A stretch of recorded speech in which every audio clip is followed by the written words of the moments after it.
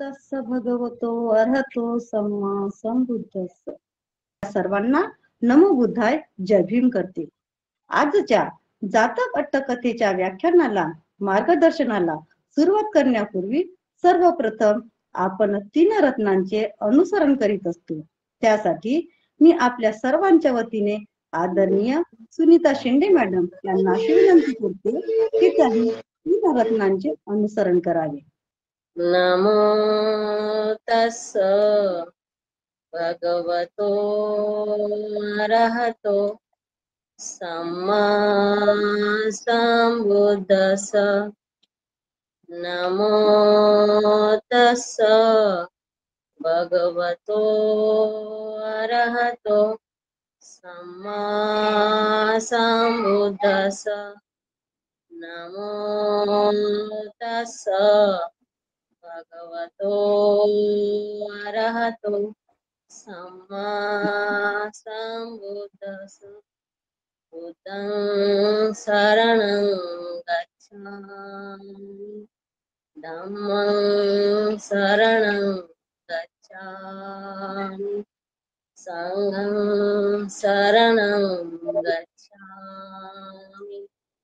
द्वितीयं हि बुद्धं शरणं गच्छामि, द्वितीयं हि धम्मं शरणं गच्छामि, द्वितीयं हि संघं शरणं गच्छामि, तृतीयं हि बुद्धं शरणं गच्छामि, तृतीयं हि धम्मं शरणं गच्छामि, तृतीयं हि संघं शरणं गच्छामि. नमो बुद्धाय. जय भीम. साधु साधु साधु. धन्यवाद मॅडम. साधू साधू साधू. आज आपण या मालिकेचे 43वे पुष्प गुंफण्यासाठी घेऊन आलेलो आहोत. तेव्हा सर्वांनी शांतपणे आणि एकाग्र चित्तेने या बुद्धाच्या वाणीला श्रवण करावे, ग्रहण करावे अशी मी नम्र विनंती करीत आहे. आजच्या जातक अट्टकथा आहे काळकन्निक जातक वर्णना अकथनायू जातक वर्णना. आजच्या ह्या जातक अट्टकथेचे मार्गदर्शक आहेत आदरणीय सिद्धार्थ लव्हाणे सर. त्यांनाही मी नमो बुद्धाय जय भीम करते. मी सरांचा थोडक्यात परिचय करून देत आहे. सर BE केमिकल मध्ये इंजिनियर्स आहेत. त्या सरांनी MA पालीमध्ये केलेले आहे. तसेच नेट सुद्धा सरांनी पालीमध्ये केलेला आहे. महाराष्ट्र शासनाच्या औद्योगिक सुरक्षा व आरोग्य संचालनालय मध्ये सहसंचालक या पदावर सरांनी काम केलेले आहे. या पदावरून सर 2019 मध्ये निवृत्त झालेले आहेत. सरांनी ग्रामीण भागातील विहारामध्ये कॉम्प्युटर्स पुरविलेले आहेत. विद्यार्थ्यांना स्टेशनरी साहित्य पुरविलेले आहे.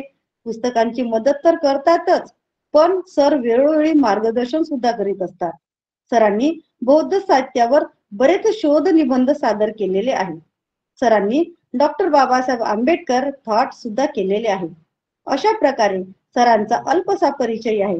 यानंतर सरांना मी विनंती करते की त्यांनी आजच्या काळकन्नी जातक वर्णना व अकथनायू जातक वर्णना या अट्टकथेच्या मार्गदर्शनाला सुरुवात करावी. थँक्यू ताई. नमो बुद्धाय. जय भीम. सर्वप्रथम धम्म साकतच्या ग्रुपला मी धन्यवाद देतो मला परत एकदा संधी दिल्याबद्दल. आणि त्या टीमचे जे कष्ट आहेत, जे मेहनत आहे, ज्यांच्या कष्टाने हे सगळं धम्म साकतच्याचं काम म्हणजे अव्याहतपणे सुरू आहे, त्याबद्दल त्यांचं अभिनंदन. सर्व उपासक उपासिका यांना सुद्धा मी आजच्या उपसद दिनाच्या शुभेच्छा देतो. आणि आज जे 2 आपल्याला जातकांची अट्टकथा आपल्याला यावरती धम्म साकतच्या करायची आहे, चर्चा करायची आहे, त्याला मी सुरुवात करतो. तर 2 जातक आपल्याला आज बघायचे आहेत. ते म्हणजे एक तर काळकन्नी जातक आणि दुसरं आहे अकथनायू जातक. तर तुम्हाला यांचे सिरियल नंबर वेगवेगळे दिसतील नाही का. एक 83 नंबर आहे 83 आणि एक 90 नंबर आहे. तर हे जोडून घेण्याचं कारण आहे की यामधले जे मुख्य पात्र आहे जे अनाथपिंडक ते एकच आहेत आणि दोन्ही कथाचा जो संदर्भ आहे मोअर ऑर लेस थोड्याफार प्रमाणामध्ये सिमिलर येतो आणि छोट्या असल्यामुळे ते आज आपल्याला दोन्ही गाथा एकत्र घेता येतील. तर आपण पुढे जाऊया. तर आधी काळकन्नी जातक वर्णना. तर काळकन्नी म्हणजे दळभद्री व्यक्ती किंवा जो दिसायला किंवा वागायला त्याचं ऍक्च्युली ते नाव आहे, पण काळकर्णी म्हणजे दळभद्री. तर अशा व्यक्तीच्या बद्दल ही जातक आहे. तर ह्या जातकाच्या अट्टकथेची सुरुवात अशी होते, मित्तो हवे सत्तपदेन होती, असं ती गाथा आहे. ती गाथा शेवटी आपल्याला पूर्ण बघायचा येईल. आता सांगितल्यापेक्षा जेव्हा ही आपली पूर्ण अट्टकथा पूर्ण होईल त्यावेळेस मित्तो हवे सत्तपदेन होती म्हणजे काय ते आपल्याला लक्षात येईल. तर मित्तो हवे सत्तपदेन याचा थोडक्यात अर्थ असा आहे की 7 पदेनं म्हणजे काही अंतर चालल्यावरती किंवा काही काळासाठी आपल्या सोबत राहणारी व्यक्ती ती आपला मित्र बनते आणि पुढे जाऊन तीच व्यक्ती जर जास्त कालावधीसाठी आपल्या सोबत राहिली तर तो सहाय्यक बनतो आणि कधी कधी तर तो नातेवाईक सुद्धा बनतो. आणि खूप घनिष्ठ जेव्हा जास्त कालावधीत जेव्हा तो पुढे पुढे आपल्या सोबत राहतो तशा व्यक्तीला जो आहे जो संदर्भ, अशी जी व्यक्ती आपल्या सोबत आपल्या जीवनात चालणारी त्या व्यक्तीला आपण सोडू नये, जो खरोखर तो मित्र असेल तर. अशी ही यामागची पार्श्वभूमी आहे. तर ही कथा सुरू होताना इदं सत्ता जेत वने विहरंतो एकं अनाथ पिंडकस मृत आरभं हित्तं आरभ कथेसी. तर अनाथ पिंडक जे आहेत आपल्याला सगळ्यांना माहिती आहे. तर त्यावेळेस त्यांचे म्हणजे मित्र जे आहे अनाथ पिंडकाचे, त्या संदर्भात ही जी कथा आहे ती सांगितलेली आहे शास्त्राने जेतवनामध्ये विहार करत असताना. तर काय होतं, सो केरंग अनाथ पिंडिकेनं सद्दी सह पंचकेळिको एकचर्यसेव संतिके उग्गहितसीपो नामं काळकर्णी नामं. तर हे जे अनाथ पिंडक आहेत तर यांच्या सोबत खेळणारा सहपंसू केलिको मातीत खेळणारा ज्याला म्हणतो किंवा लंगोटी यार की एकत्र खेळणं बागडणं जे लहानपणचं आयुष्य आहे ते जगणं त्याला म्हटलं सहज पंसू केळिको. एकच चर्यसेव एकाच प्रकारचं त्यांचं आचरण होतं आणि अशा पद्धतीने आणि उग्गहित सेपो त्याने एकत्रच शिक्षण सुद्धा घेतलेलं होतं. तर त्या मित्राचं नाव होतं काळकन्नी. दळभद्रा असं त्याचं नाव होतं त्या काळामध्ये. आणि आता सुद्धा अलीकडच्या काही वर्षापूर्वी आपल्यामध्ये पण एका विशिष्ट समाजामध्ये अशा पद्धतीचे इन्सल्टिंग नावं असायचे, जसं की खोडक्या किंवा फुकटू किंवा डोमाजी असे नाव असायचे. तर त्याच पद्धतीचं हे नाव आहे काळकन्नी. तर तो काळकन्नी सो गच्छन्ते काले, काही काळ गेल्यानंतर दुग्गत हुत्वा जीवितुम असक्कुंतो शेट्टीचं संतिक आगमासी. काही काळानंतर काय झालं की तो जो काळकन्नी आहे तो दुर्गती झाली त्याची, म्हणजे तो अत्यंत गरीब झाला आणि त्याला जीवन जगणं असक्कंतो, जीवितून असक्कंतो, जीवन जगणं अशक्य झाल्यामुळे तो काय केलं त्याने, शेट्टीचं संतिकन आगमांसी, तो शेष्टीकडे गेला, अनाथ पिंडकाकडे गेला, तो ज्याचा पूर्वीचा मित्र होता. तर तो तन समस्या तेत्वा परिभय दत्वा अत्तन कुटुंबम पटिच्छा पेसी. त्यांनी ती समस्या त्याची जाणून घेतली आणि त्याला काही परिभय दिलं, म्हणजे काही धन दिलं आणि स्वतःच्या कुटुंबाच्या सोबतच त्याला राहायचा आसरा दिला. तर त्या कुटुंबाची तो सेवा करायला लागला. मग तो काळकिन्न सो सट्टीनो उपकारको हुतवा, मग त्या सृष्टीचा उपकारक झाला तो आणि त्या उपकाराच्या अनुषंगाने सब्बक इच्छांनी करूती, त्यागाचं तो सगळं काम करू लागला. तर काय व्हायचं की तंग शेट्टीस संतिक आगत काले, मग शेट्टीच्या जवळ आल्यानंतर मग त्याला कसं म्हणायचे, तिठ्ठ काळकन्नी, निषिद्ध काळकन्नी, भुंज काळकन्नी ती वदंती. मग सगळेजण किंवा श्रेष्ठी जे आहेत ते काय म्हणायचे, ए दळभद्र्या उठ, ए दळभद्र्या बस, ए दळभद्र्या जेवण कर, भुंज काळकन्नी. तर काय झालं की त्याचं नाव तसं असल्यामुळे त्या प्रकारचं त्याला संबोधन केलं जायचं. तर अथ एक दिवस सेठीनो मेत्ता मच्छा सेट्टी उपसंकमित्वा एवं आहंसू. तर त्या श्रेष्ठीचे जे मित्र होते, श्रेष्ठी होते इतर सगळी ते त्यांच्या जवळ आले उपसंक्रमित्व आणि काय म्हणाले, महासेट्टी मा एतं तव संतिके करी, तुम्ही या व्यक्तीला जवळ ठेवू नका. तुम्ही म्हणता काय, तिठ्ठ काळकन्नी, निषिद्ध काळकन्नी, भुज्य काळकर्णी, हे दळभद्र्या बस उभा राहा जेव. तर इमिना सद्देनं यखोपी पलाय, ते इतकं कानाला कर्कश आणि अपमानकारक वाटते की या शब्दामुळे यखोपी पलायेय म्हणजे यक्ष सुद्धा पळून जातील. किंवा नच एस तया समागो दुःखतो दुरुपेतो तीन ते इमिना, मग इतका दळभद्री व्यक्ती तुमच्या समानही नाही आहे तो, नचे तया समानो, आणि तो दुर्गतीवालाही आहे, दुर्गती प्राप्त केलेला. तर मग त्याचं काय करता तुम्ही. तर मग त्यावरती अनाथपिंडक म्हणतो नामं नाम व्यवहार मत्त, हे त्याचं जेव्हा नाव मित्रांनो, हे जे नाव आहे त्याचं ते कसं आहे, फक्त व्यवहारासाठी आहे. न तंग पंडिता प्रमाणन करुती, एखाद्या व्यक्ती जर पंडित असेल, पंडितासारखं नाव असेल, पण तो कशावरून पंडित राहील. तसंच याचंही झालं, तो काळकर्णी जरी नाव आहे पण तो ऍक्च्युली तो तसा नाही आहे, तो दळभद्री नाही आहे. त्यामुळे सुतमंगलिकेनं नामं भवतु न वटती, मला अशा नावाच्या दळभद्री नावाच्या त्याच्यामुळे कुठलंही त्याच्यात अमंगल किंवा मंगल असं काही दिसत नाही, वाटत नाही. न सक्कामया नाम मत्तं निस्साय सहपंसु एक सहाय परिजिच्चितू, मी हा माझा मित्र आहे, सहपंसू माझ्यासोबत मातीत खेळलेला हा मित्र आहे, त्याला मी सोडू शकत नाही, असं त्या अनंतपिंडकांनी आपल्या मित्रांना सांगून दिलं. आणि तैसंग वचन अनादायन एक दिवसं अत्तनो भोगगामं गच्छन्तो तं गेहे रक्षकं कत्वा अगमासी. तर मग काय झालं, अनाथपिंडक त्यांना रिफ्यूज केलं की मित्रांना रिफ्यूज केलं की मी याला काही घरातून बाहेर काढणार नाही. तर मग तो काय करतात ते अनाथपिंडक भोगगामं गच्छतो, त्याला जे गाव त्याला जे मिळालेलं असतं त्यांच्या मालकीचं, पूर्वी कसं एक प्रथा होती, एखादी गाव किंवा एखादा परिसर, एखादा प्रोव्हियन्स त्याच्या नावे दान दिला असायचा किंवा त्याच्या मालकीचा असायचा. तर अशा पद्धतीचा जो भोगगामं आहे, भोग म्हणजे उपभोग घेण्याचं जे गाव आहे त्या ठिकाणी गेल्यानंतर गेह रक्षकन कत्वा अगमासी, मग स्वतः घरी रक्षाला कोण ठेवलं, त्यांनी त्या काळकिंडीला ठेवून दिलं आणि अशा पद्धतीने तो दुसऱ्या गावाला निघून गेला. मग त्या गावामधले चोर काय म्हणाले, चोरा सेठी किरण भोगगामं गतो, हा जो श्रेष्ठी आहे ना, हा कुठे गेलेला आहे, त्याच्या मालकीच्या गावी गेलेला आहे. गेहम असं विलुप्ती सामा, विलोमती सामा म्हणजे चला आपण आता या घराची चोरी करूया, चोरी करावी. इसामा म्हणजे भविष्यात, आता आपण तसं प्लॅनिंग करत आहेत ते.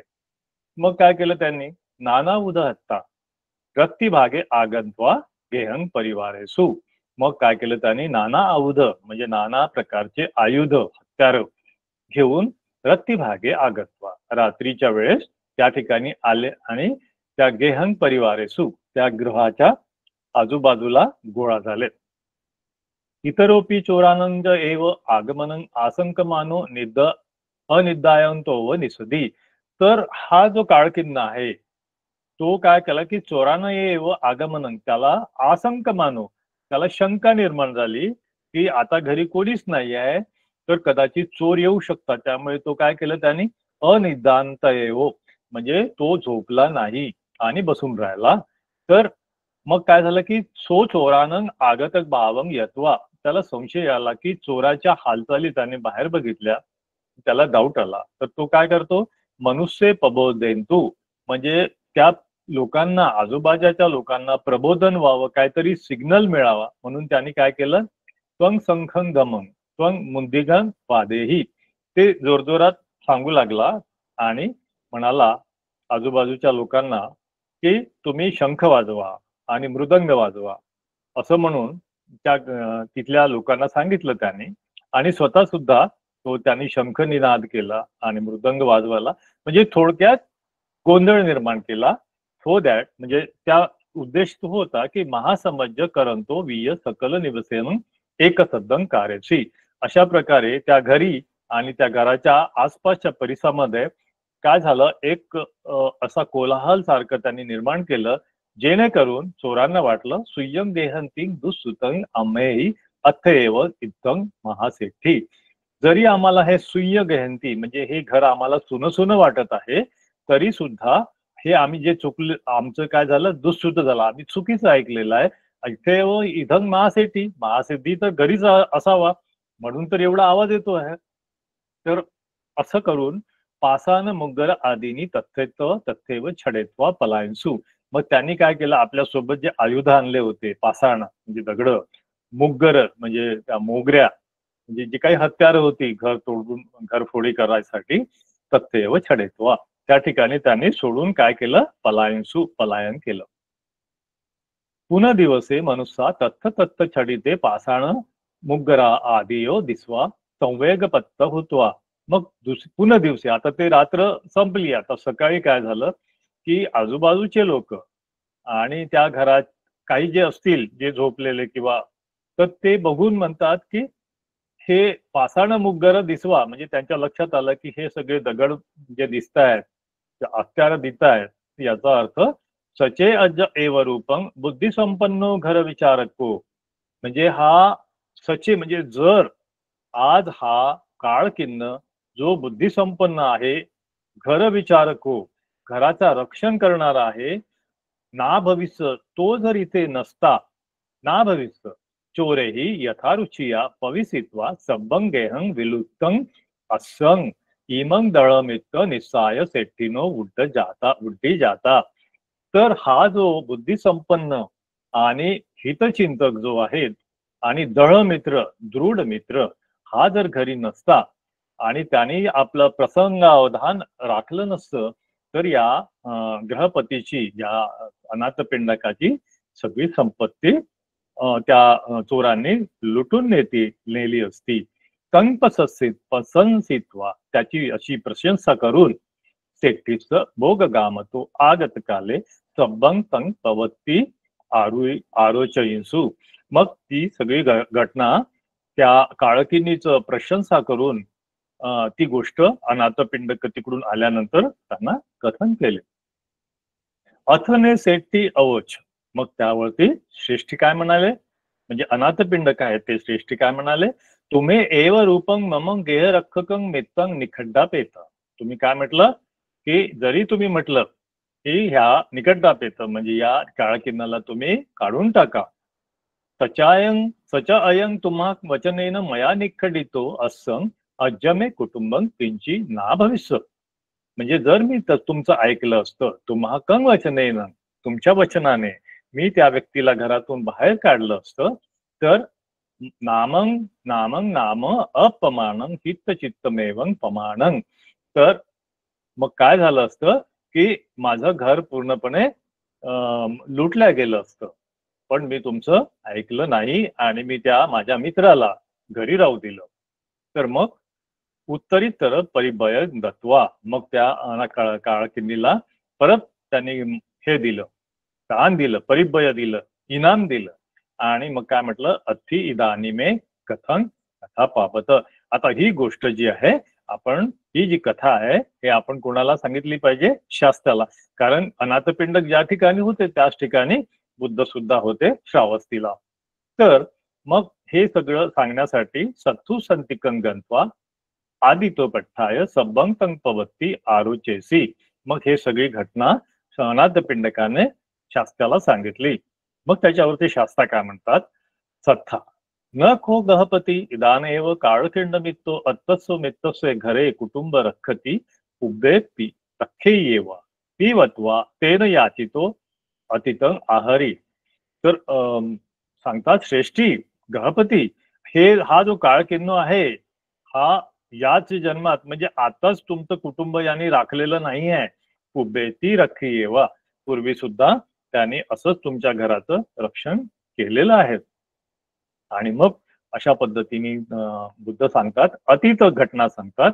तर ती अतीत घटना अशी आहे की अतीत वाराणसी ब्रह्मदत्ते रंजन कार्यंता बोधिसत्व महायशो सेठी अवसी. त्यावेळेस सुद्धा अतीत काळामध्ये वाराणसीच्या ब्रह्मदत्त नावाच्या राज्य करीत असलेल्या ठिकाणी हा बोधिसत्व महायशो म्हणजे त्याच्याकडे खूप मोठी संपत्ती असलेला श्रेष्ठी होता. आणि त्यावेळेस सुद्धा तस्स काळकन्नी नाम मित्तोती सब्ब पच्चुपन्न वस्तू सदिसम एव, म्हणजे त्यावेळेस सुद्धा काळकनीच नाव होतं त्या मित्राचं, आणि त्या मित्राने त्यावेळेस सुद्धा या सृष्टीचं त्या सृष्टीच्या धनाचं रक्षण केलं होतं.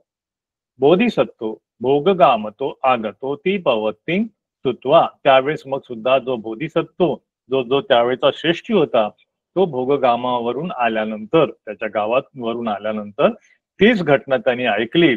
जे लुटण्याचा जो प्रकार आहे तसाच घडला होता. आणि मग तो जो बोधिसत्व म्हणत होता, सचे मया तुमाकं वचनेन एव रूपो मित्ते निखडितो असं अज्जमे कुटुंब किंची ना भविष्या. त्याचप्रमाणे ज्या मित्रांनी त्यांना घालवून त्यावेळेस सुद्धा तीच घटना घडली होती. तर त्या मित्रांना तेच वाक्य ते बोधिसत्व म्हणत आहे की मी जर तुमचं ऐकून या काळकिन्नाला जर घालवून दिलं असतं तर आज माझं कुटुंब पूर्ण लुटल्या गेलं असतं. अशा पद्धतीने हे जे बुद्ध आहे ते सत्ता आहे ते अतीत गोष्ट सांगितली त्यांनी, आणि ती गोष्ट सांगितल्यानंतर त्यांनी ही गाथा म्हटली, जी आपण गाथा सुरुवातीला बघितली होती. त्याचं पहिली लाईन होती, मित्तो हवे सत्यपदेनं होती. तर काय सांगितले या गाथेत बुद्धाने, की सत्यपदेनं होती. काही काळ चालल्यानंतर, 7 पावलं चालल्यानंतर, हे उदाहरणार्थ आहे, हे सांकेतिक आहे. तर 7 पावलं चालल्यानंतर एखादा व्यक्ती मित्र होतो. सहायोपन द्वादशकेन होती, जर 10-12 पावलं चालला किंवा म्हणजे अजून पुढे पुढे चालला तर तो सहाय्य होतं. म्हणजे मित्रापेक्षाही एक पाऊल पुढे, म्हणजे मित्रच नाही तर तो सहाय्यक सुद्धा होतो. आणि कालावधीने अजून तो पुढे पुढे आपल्या सोबत राहिला. मास अर्ध मासेन, महिना 1.5 महिना जर तो माझ्या सोबत राहिला, आपल्या सोबत राहिला, तर तो काय होतो, आपला नातेवाईक होतो. ततुत्तरी अत्तसमोपी होती. ततुत्तरी म्हणजे त्याच्याही पुढे जाऊन, म्हणजे म्हणजे महिना 1.5 महिन्याच्याही पुढे, म्हणजे खूप कालावधीसाठी जर तो व्यक्ती आपल्या सोबत राहिला तर तो काय होतो, अत्तसमो म्हणजे स्वतःप्रमाणेच होतो. म्हणजे एक जीवलग होऊन जातो. अशी एक प्रकारची त्याच्या आणि आपल्यामध्ये एक बॉन्ड तयार होतो. त्याला आपण अत्तसमो म्हटलेलं आहे, की म्हणजे तुम्ही आणि मी सारखं. म्हणजे आपण जसं आपल्या लाईफ पार्टनरला म्हणतो की सेकंड हाफ, त्या पद्धतीचं तो आपल्या आयुष्याचा भाग बनून जातो, असं बुद्ध सांगत आहेत.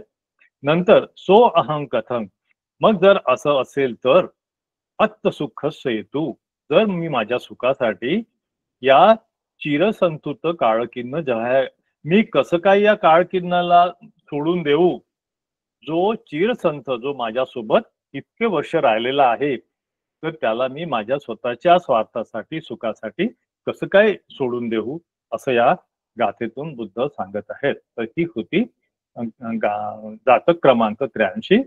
तर या ठिकाणी जे आता आपण अर्थ बघितलेले आहेत, जे शब्द बघितलेले, हवे, मित्तो, सत्यपदेन, सहाय्य, द्वादशकेन होती, ह्या सगळ्या हे अर्थ आपण आता समजून घेतलेले आहेत. मास अर्ध मासेन म्हणजे महिना किंवा 1.5 महिना, या सगळ्या शब्दांचा अर्थ इथे दिलेला आहे. तर पुढे जाऊया. तर मग मित्रच गुणं कथेसी, असं सांगून मित्राचे गुण, क्वालिटीज जे मग बुद्धाने सांगितलेले आहेत ते आपण शेवटी बघूया. तर त्या मित्राचे जे क्वालिटीज आहेत त्या कशा असाव्यात या ठिकाणी बुद्धांनी सांगितलेले आहेत. आणि ततोपठ्ठाय पुनकोची तस अंतरे वत्ता नामं ना होसी, मग अशाच पद्धतीने त्या मित्राची जी मैत्री टिकून राहिली पाहिजे असं बुद्ध सांगतात. त्याला सोडून देता कामा नये. मग तथा इमंग धम्मदेशनं आहरित्वा जातकं समोधानसी, असं मग शास्त्राने काय केलं की ती धम्मदेशना झाल्यानंतर मग त्या जातकाचं समोधान केलं. म्हणजे पच्चुपन्न कथा आणि अतीत कथा याचा मेळ घालून सांगितलं की तदा काळकन्नी आनंदो अहोसी, त्यावेळेचा जो काळकन्नी होता तो आताचा आनंद आहे, आनंद थेर आहे. आणि वाराणसी सेठी पण अहमेवं अहोसी, तो जो वाराणसीचा जो श्रेष्ठी आहे तो मी होतो, असं या ठिकाणी बुद्ध सांगत आहेत दोघांचं समोधान करून. तर या ठिकाणी काळकीन जातक वर्णना संपलेली आहे. मला वाटतं अतिशय सोपी जातक आहे. त्यामुळे आपण याला तरी पण थोडंसं विश्लेषण आपण शेवटी करूया. कारण इथे बुद्धांनी काय म्हटलेलं आहे, मित्तस्य गुण कथेसी. तर हे कुठले गुण त्यांनी कथन केलेले असलेले आहेत किंवा केले होते हे आपण नंतर बघूया. आता आपण पुढच्या गाथेकडे, पुढच्या जातकाकडे वळतो. तर दुसरं जातक आहे अकतय्यू जातक वर्णना. तर अकतय्यू, कतय्यू म्हणजे कृतज्ञता. आपण महामंगल सूत्र ऐकलेलं आहे. अकतय्युता, नाही का, कतय्युता ही जी आहे कृतज्ञता, हे खूप मोठं मंगल आहे. तर ते आपण उत्तम मंगल आहे असं महामंगल सूत्रात सांगितलेलं आहे. पण या जातक कथामधला हा जो व्यक्ती आहे तो कसा आहे, अकतय्यू, अकृतज्ञ आहे. आणि हा अकृतज्ञ असल्यामुळे तो त्याच्या समोर त्याला जे जसे विपाक मिळतात तर ते कुठल्या प्रकारचे आहेत या अट्टकथेत आपल्याला बघायला मिळेल. तर ही जी अट्टकथा सुरू होते ती होते यो पुब्बे कथ कल्याणो. त्या गाथेची सुरुवात अशी होते, यो पुब्बे कथ कल्याणो, केलेलं कल्याण, पूर्वी केलेलं मित्रासाठी किंवा इतरांसाठी केलेलं पुण्यकर्म. कथ कल्याणो तिंग इदं सत्ता जेतवने विहरंतो अनाथ पिंडिक आरभ कथेची. ही सुद्धा जी घटना आहे ही अनाथपिंडकांच्या बाबतीमध्ये घडलेली आहे आणि ती सुद्धा जेतवनामध्येच जेतवनामध्ये शास्त्र विहार करत असताना घडलेली आहे. तर कसं सुरुवात बघा, तस्स किर एको पंचंतं पच्चत्तं वासिको सेठी अधिष्ठ सहायो अहोसी. अधिष्ठ सहायो म्हणजे त्याला पाहिलेलंच नाही. बरेचदा असं होतं की एखादा मित्र असतो आपलं, त्याच्यावरती फक्त कम्युनिकेशन झालेलं असतं पत्रव्यवहाराद्वारे म्हणा किंवा एखाद्या फोन कॉल, आताचा फोन कॉल, पण त्यावेळेस काहीतरी कामानिमित्त नाही का एकमेकांच्या गावामध्ये ते मेसेंजर पाठवायचे. तर असा तो अदिष्ठ सहाय्य म्हणजे न पाहिलेला मित्र अहोसी. कुणाचा? अनाथपिंडकाचा. ओके. तर त्या गावाचं नाव होतं पच्चंतं वासिको, म्हणजे बॉर्डरवर असलेलं गाव. तर आपण त्याला पच्चंतंगच म्हणूया, पच्चंतं. सो एकदा पच्चंते उत्थान बंडकस पंचसकट सतानी पुरेत्वा कम्मंती कमनुष्ये कमंतिक मनुष्ये आह. तर एकदा काय झालं की या पच्चंते गावचा जो व्यक्ती आहे, ओके, त्यांनी काय केलं की जे विक्रीसाठी काढलेले सामान आहे भंडस, तर पंचसकट सतानी 500 गाड्या भरून ते सगळं सामान पुरेत्वा भरून काय केलं, मग कंपंतिक मनुष्य त्यांच्या कामगारांना, त्यांच्या नोकरदारांना सांगितलं. काय सांगितलं? गच्छत भो, तुम्ही जा. कुठे जा? इमंग भंडंग सावथी नेत्वा अमाकंग सहायकस अनाथपिंडक महासेठी पच्चगेन विकिणित्वा पट्टीबंडंग आहरथा. तर सांगितलं असं की माझ्या सगळ्या कामगारांनो, तुम्ही हे गच्छत जा, तुम्ही हे सगळं जे सामान आहे हे सगळं सावथी नेत्वा, श्रावस्तीला घेऊन जा. आणि माझा जो मित्र आहे अनाथपिंडक, त्याला भेटा आणि पच्चक घेणं, योग्य भाव घेऊन विकिणित्वा म्हणजे सुटेबल कॉस्टने विकून विकिणित्वा पटीबंधन आहारता. पटीबंधन म्हणजे आम्ही आता त्यांना भांडण देतो आहे, म्हणजे काही वस्तू विकायला नेलेल्या आहेत 500 गाड्यांमध्ये आणि त्यावेळेस एक्सचेंज मध्ये रुपीज नव्हते किंवा या ठिकाणी चलन दिसत नाही आपल्याला. तर त्यावेळेस चलन वापरलं जायचं की गोल्ड कॉइन्स, पण या ठिकाणी त्याला कहापण म्हणायचे नाही का.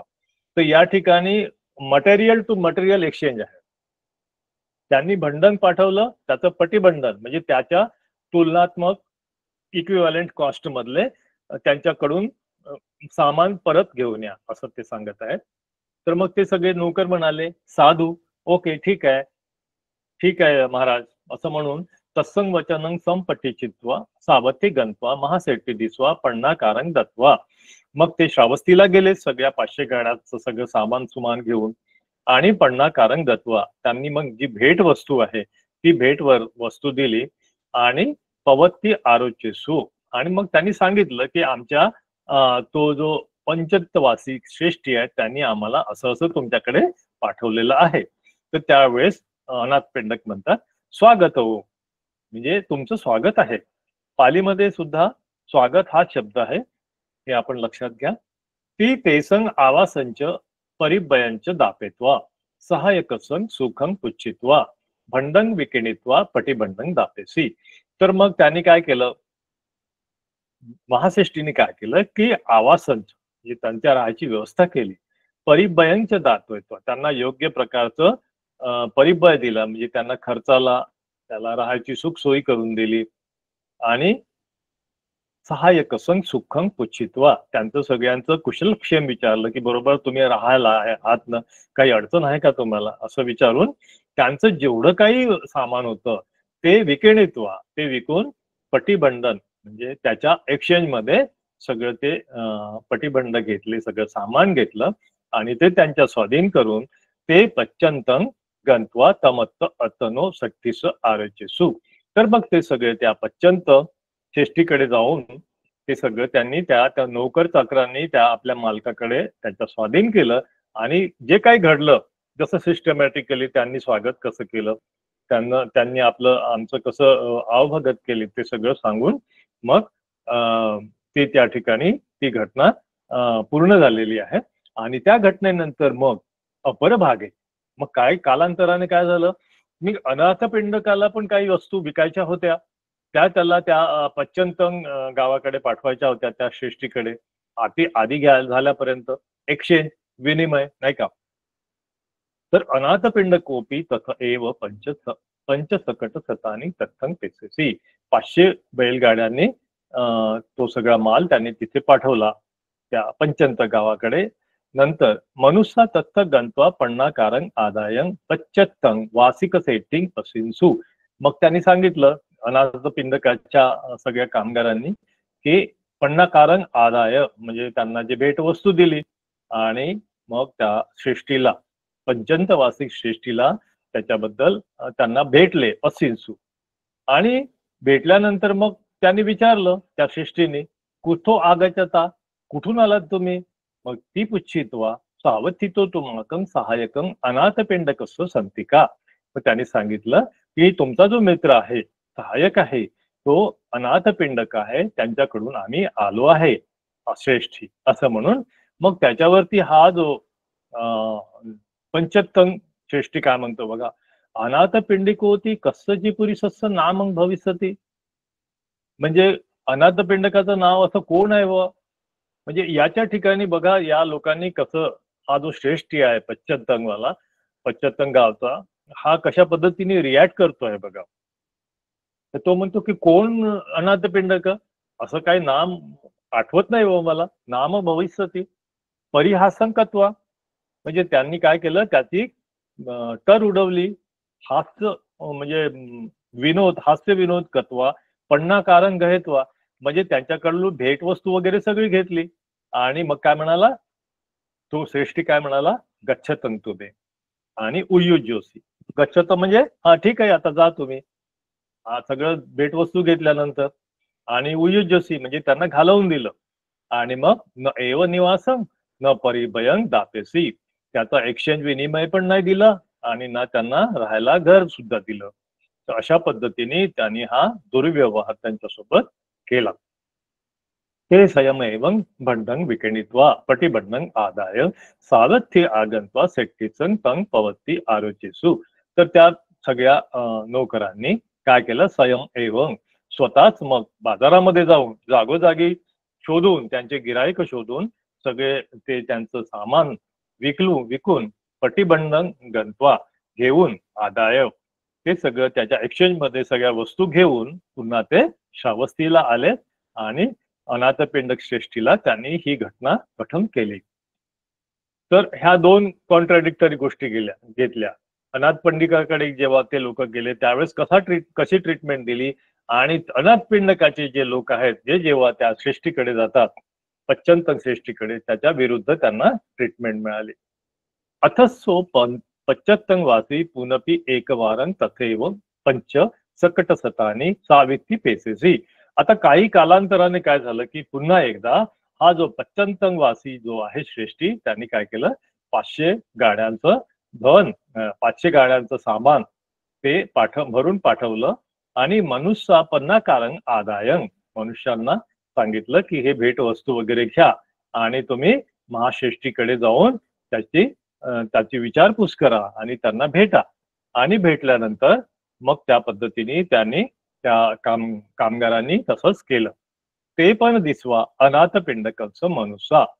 तर मग ते सगळे घेऊन सगळं बोलून ते अनाथ पिंडकांकडे आले आणि मग काय म्हणाले, मयन सामी एतेस निवासंच बद्धच परिभयंच जाणी सामा. आता आम्ही पच्चंतंग सृष्टीकडून आलो आहोत, तर आमच्या निवासाची आणि भक्तांच्या भोजनाची व्यवस्था करावी आणि योग्य परिभय म्हणजे आम्हाला आता खर्चासाठी काहीतरी मिळायला पाहिजे, म्हणजे आम्हाला इथे व्यवस्थित राहता येईल. तर असं म्हणून तेसंग सकटानी बहीनगरे तथा रूपे ठाणे मोचा पेतवा. मग या लोकांनी काय केलं असं म्हटल्यानंतर त्या अनाथपिंडक श्रेष्ठीच्या सगळ्या नौकरांनी काय केलं, त्या सगळ्या सगळ्या बैलगाड्यांना बहीनगरे बाह्य गावाच्या बाहेर त्यांनी राहायची व्यवस्था केली आणि काय म्हटलं, तुम्ही इधेवी वसत, तुम्ही आता या गावाच्या बाहेर या ठिकाणी राहा. अमाकंग वो घरे यागू भत्तच परिभवो. या ठिकाणी तुम्हाला यागू म्हणजे जेवणाचे जे पदार्थ, यागू म्हणजे खीर, भत्त, भोजन पाणी हे सगळं आणि परिभयचो भविष्यती, याच ठिकाणी तुम्हाला सगळं मिळून जाईल. यांना गावाच्या बाहेर जाण्यासाठी त्यांना प्रेरित केलं आणि त्या ठिकाणी सांगितलं की आम्ही सगळी व्यवस्था तिथे करतो.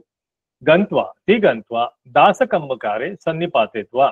मग सगळे जे त्यांचे दासकम्म होते, काम करणारे ते आहेत, सन्निपातेत्वा, त्यांना जवळ बोलवून काय सांगितलं आणि त्यांनी एकत्र प्लॅन केला आणि मग मध्यम याम समंतरे म्हणजे मध्यरात्रीच्या मध्यम याम म्हणजे तो काळ नाही का. तर त्यावेळेस पंचसकट सतानी विलुप्तित्वा, त्यांनी काय केलं, ते 500च्या 500 गाड्या विलुंपित्व्या, लुटल्या. निवासन पारुपनानी पी, पारुपन म्हणजे अंगावर घ्यायचं कापड आणि निवासन म्हणजे राहायचं कापड.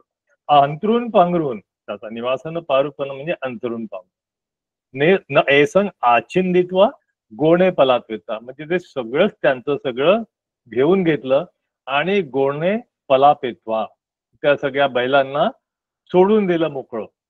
ते घेऊन आणि सकटाने विचक्कानी कत्वा, सगळ्या बैलगाड्या सकट त्यांचे चाक काढून घेतले आणि भूमीय ठपेत्वा, ते सगळे चाक जमिनीवर ठेवले. चक्का निपी गणित्वा अगमनसू, आणि ते सगळे चाक, ते बैल आणि ते सगळे त्यांचं साहित्य सगळे घेऊन ते गावामध्ये आले. तर पच्चंतंग वासिनो, आता हे जे सगळे त्या गाडी मालासोबत आलेले जे वासिनो होते ते निवासन मत्तसपी सामिका अहुत्वा भीता वेगेन पलायित्वा पच्चंतमेव गता. मग ते सगळे घाबरून वेगेनं पलायित्वा, तिथून ते पळून गेले आणि ते आपल्या गावाला आले आणि श्रेष्ठीला सांगत आहेत, आता श्रेष्ठी मनुष्यापी तमत्त महाश्रेष्ठीनो आरोचेसू. ती सगळी गोष्ट सांगितल्यावर सो अत्थिदानिदंग कथा पावतंग. मग आता हे सगळे तिकडे कथा सांगितलेली आहे. मग इकडे काय झालं, श्रावस्ती म्हणजे आता हे जे अनाथ पिंडक आहेत त्यांच्या लोकांनी जे काही काम केलेलं आहे, हे अशा पद्धतीने लूटमार करवून घेतली आहे, तर ही घटना आता शास्त्याकडे जाऊन सांगायला पाहिजे असं अनाथ पिंडक म्हणतायत. तर मग सत्तू संतिकन गत्वा, त्याप्रमाणे ते शास्त्रांकडे जाऊन आधी तो पठ्ठा आहे सबंग तंग पवत्ती आरोचेसी. मग त्या ठिकाणी सगळी घटना त्यांनी कथन केली आणि सत्ता. मग आता शास्त्र त्याच्यावरती काय म्हणतात बघा, न खो ग्रहपती हे आत्ताच नाही झालं. सो पच्चंत वासी इदान एव सिलो उभेपी एव सिलो एव अहोसी. आता या पद्धतीचा जो सील भंग करणारा, म्हणजे या ठिकाणी सील हा शब्द असा आलाय की हा ज्या पद्धतीची त्याची वागणूक आहे, इतक्या खाणेरड्या सीलाचा म्हणजे सील तोडणारा व्यक्ती आहे या अर्थाने आलेला आहे. तो आत्ताच असा नव्हता, दुःशील नव्हता. तो पूर्वी सुद्धा होता. तर कुब्बेपी एव सिलोए एव असे तेव्हा सुद्धा त्याच्याकडे इतके शील होते, तो याच दर्जाचा होता. ती वत्वा येन तेन याचितो अतित आहारी. मग सांगितलं की ज्याच्या पुढे असंच जेव्हा या आधी असंच घडलेलं आहे आणि त्या ठिकाणी मग ते अतीत घटना सांगतात. तर अतीत वाराणसी ब्रह्मदत्ते. आता परत तेच वाराणसीचा जो ब्रह्मदत्त राजा आहे, तर तो रज्जक कारण ते बोधिसत्व ते वाराणसीय महाविभव सेठे होसी. त्यावेळेस वाराणसीचा जो बोधिसत्व आहे वाराणसी राज्यातला, तो महाविभव खूप मोठा श्रीमंत महासंपत्ती असलेला श्रेष्ठी होता. तसे को अत्यंत वासिको सेठी. त्यावेळेस सुद्धा अत्यंत वासिको नावाचा श्रेष्ठी तिकडे होता आणि अदेठ्ठचा आय होता. म्हणजे त्यांनी सुद्धा या श्रेष्ठीला आणि या श्रेष्ठीने त्या श्रेष्ठीला एकमेकांना पाहिलेलं नव्हतं. सब्ब अतीत वत्थू म्हणजे जी काही आता जी घटना घडलेली आहे तीच घटना पच्चुपन्न वत्थू सदिसम एव बोधिसत्व पण अत्तनो मनुष्यही. म्हणजे जी आता घडलेली घटना आहे ती सुद्धा याच प्रकारे घडली होती. अज्य अमेयी इदं नामं कथं. म्हणजे ह्या दोन्ही गोष्टी अशाच घडलेल्या आहेत. तिंग आरोचिते पठमं अत्तनं कथं उपकारं अजानंता पच्छा एव रूपं लभंती एवा. तर ह्या ठिकाणी बुद्ध सांगत आहेत की उपकारं अजानंता, पहिल्यांदा जे उपकार केले अनाथपिंडक आणि त्यांच्या लोकांनी ते अजानंता, त्यांनी त्याची किंमत केली नाही, ते जाणून घेतले नाही. त्यामुळे त्यांनी अशा पद्धतीच्या वागणूक केली आणि मग त्याचे जे फळ आहेत ते त्यांनी या पद्धतीने भोगावी लागलीत असं बुद्ध सांगत आहेत. जशाच तसं ज्याला म्हणतो त्या पद्धतीची ही घटना झालेली आहे. पण त्याही पलीकडे या घटनेमध्ये बऱ्याचशा गोष्टी आपल्याला दिसून येतील, त्या आपण थोडा करून बघूया. ती वचवा संपत्त परिसाय धम्म देसेंतो इमंग गाथम आह. मग त्यावेळेस हे सगळे जे दोन्ही गोष्ट सांगितल्यानंतर, अतीतातली गोष्ट सांगितल्यानंतर शास्त्राने ही गाथा म्हटलेली आहे. तर ते आहे गाथा क्रमांक 90. यो पुबे कथ कल्याणो कथत्तो नाव बुद्धती. बुद्धती म्हणजे जाणणे किंवा एखाद्याचा आदर करणे, समजून घेणे. पुबे कथ कल्याणो, पूर्वी केलेलं कल्याण, तुमच्यासाठी केलेली मदत, तुमचं केलेलं जे आवभगत किंवा जे काही सहायता आहे त्याची कुठलीही तुम्ही जाण ठेवलेली नाही आहे. तर अशा वेळेस काय होतं की पच्छाकिच्चे समुपन्ने, जेव्हा अशीच घटना मग त्या विरुद्ध बाजूने किंवा दुसऱ्या बाबतीत घडते तेव्हा कत्तारंग नादी गच्छती. मग तुम्हाला तुमच्या काही केल्याचं हे बरोबर त्याचे विपाक तसेच प्राप्त होतात. कारण तुम्ही जे काही चांगलं करता त्याचं फळ मिळत नाही तुम्हाला. तुम्ही केलेल्या दुष्कर्माचं त्याचा रिझल्ट दुष्कर्मच येतो. समोरचा व्यक्ती सुद्धा तुमच्याशी त्याच पद्धतीने वागतो. अशा पद्धतीचं बुद्धांनी ही गाथा त्यावेळेस म्हटली. तर या ठिकाणी जे शब्द आलेले आहेत त्या शब्दाला मी एक्सप्लेन केलेलं आहे की पुब्बे म्हणजे आधी, नंतर कथकल्याण म्हणजे केलेलं काम, आणि कथत्तो निफादित कच्चो किच्चो हुत्वा तं परेन अत्तेनी कथं कल्याणच्चेव अत्तत्त न जानाती.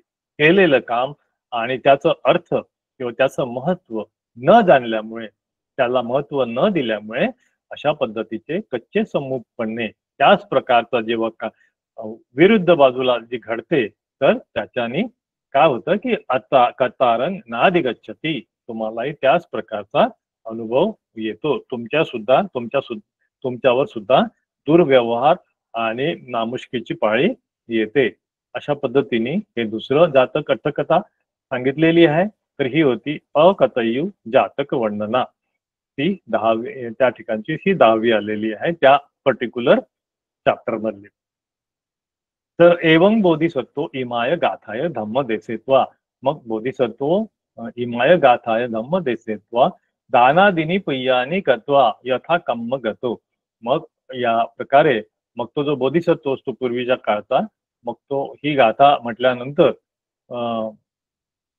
मग आपल्या नेहमीच्या कामाप्रमाणे जातो. तर सत्था इमंग धम्म देशनं आहरित्वा जातकं संमोधानसी. तर त्यावेळेस मग बुद्ध या जातकाचं संबोधन करतात. तदा पंचंतवासीनं इदानीपी पंचंतवासिक. मग त्यावेळेचा जो पश्चंतंग होता त्या आता सुद्धा तो पश्चंतंग वासीयच आहे. आणि वाराणसीय सेठी जो होता, वाराणसीचा श्रेष्ठी, तो कोण होतो? त्यावेळेस मीच होतो, असं बुद्ध या ठिकाणी स्पष्ट करून सांगतात. तर असे 2 जातक झालेले आहेत. मला वाटते छोटे छोटे जातक आहेत. तर आपण थोडस याबद्दल बोलूया. तर पहिलं जे होतं ते काळखिन्न जातक. तर नाव जे आहे ते अपमानास्पद नाव आहे आणि पचुपन्नामध्ये पण अपमानात असो काळखिन्न, आणि अनुपुब्ब मध्ये पण तेच नाव आहे. त्यामुळे त्या नावामुळे जे काही घडलं त्याबद्दल बुद्ध म्हणतात की नावावर जाऊ नका, पण त्यांच्या क्वालिटीवर तुम्ही लक्ष दिलं पाहिजे. तर त्या ती क्वालिटी कुठली आहे ते बुद्ध या ठिकाणी सांगत आहे. ते म्हणजे कल्याण मित्रता. एकमेकांना जो जो सोबत राहणारा इतका का, तो खरंच एकमेकांना प्रोटेक्ट करणारा आहेत का, एकमेकांचा सहाय्यक बनतो की तो शत्रू आहे हे तुम्ही ओळखलं पाहिजे. तुम्ही सजग राहायला पाहिजे. जर तो खरोखरच तुमचा कल्याण मित्र असेल तर त्याला केवळ नावावरून हाकलून द्यायला नाही पाहिजे, असं या पहिल्या गाथेची शिकवण आहे, मेसेज आहे. हे आपल्याला नेहमीच्या आपल्या आयुष्यामध्ये असंच होतं.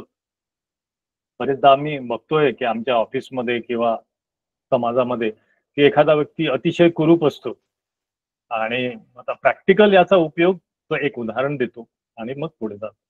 तर काय होतं की ती मागेच घडलेली घटना ज्यामध्ये तो अधिकारी सस्पेंड झाला होता. तर त्याच ऑफिसमध्ये एक अत्यंत विद्रूप आणि खराब दिसायला असणारा एक क्लार्क होता.